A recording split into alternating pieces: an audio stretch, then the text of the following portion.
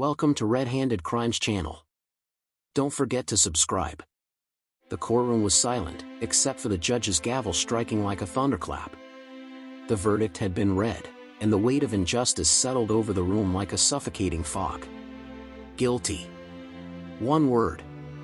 One devastating word that changed Jacob Carter's life forever. His mother sobbed in the gallery.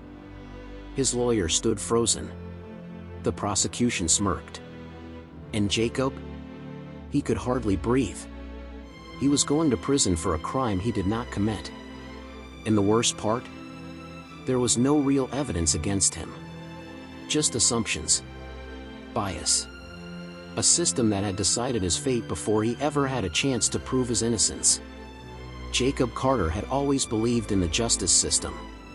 Until it failed him. It started with a murder in his neighborhood, a brutal killing that sent shockwaves through the community.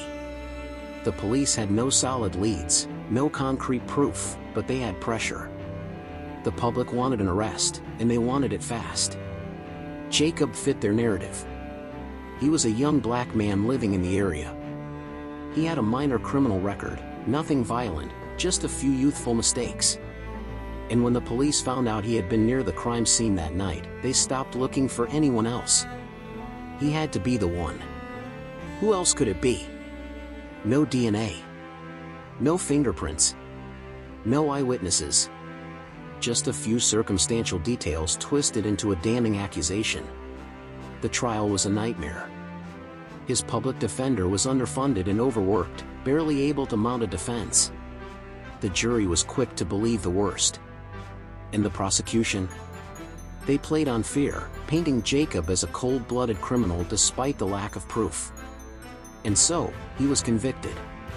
Sentenced to life in prison without parole. For a crime he didn't commit. Prison wasn't just a cage, it was a war zone. Every day was a fight to stay alive, both physically and mentally. Jacob refused to accept his fate. He spent hours in the law library, poring over case files, legal loopholes, anything that could prove his innocence. But hope was a fragile thing behind bars. Years passed. His appeals were denied one by one. The world moved on, forgetting him. But Jacob never stopped fighting. Then, a breakthrough. A legal nonprofit that specialized in wrongful convictions took interest in his case.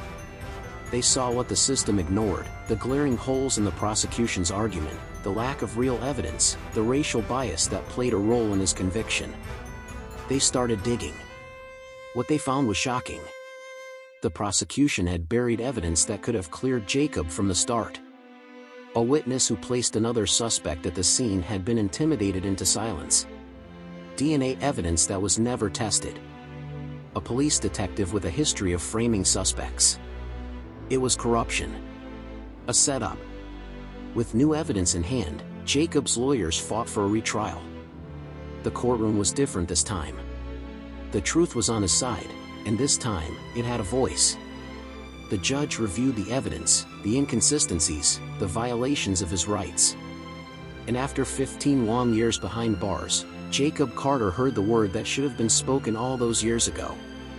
Exonerated. Freedom was bittersweet. The world had changed, but Jacob had spent years frozen in time. He stepped out of prison a man who had lost so much, his youth, his dreams, his family's faith in justice. But he wasn't broken. Instead of letting his wrongful conviction destroy him, Jacob turned his pain into power. He became an advocate for the wrongly accused, working to fix a system that had nearly ruined him. He told his story, exposing the cracks in justice, fighting so that no one else would have to suffer as he had. Because in the end, he had fought the system. And against all odds, he had won. Jacob Carter's story is not just his own, it belongs to thousands of people lost in a broken system. It is a story of injustice, but also of resilience. Of a man who refused to be erased, who clawed his way back to the truth. Wrongful convictions happen more than we'd like to admit. And for every Jacob Carter who finds his way out, there are countless others still trapped.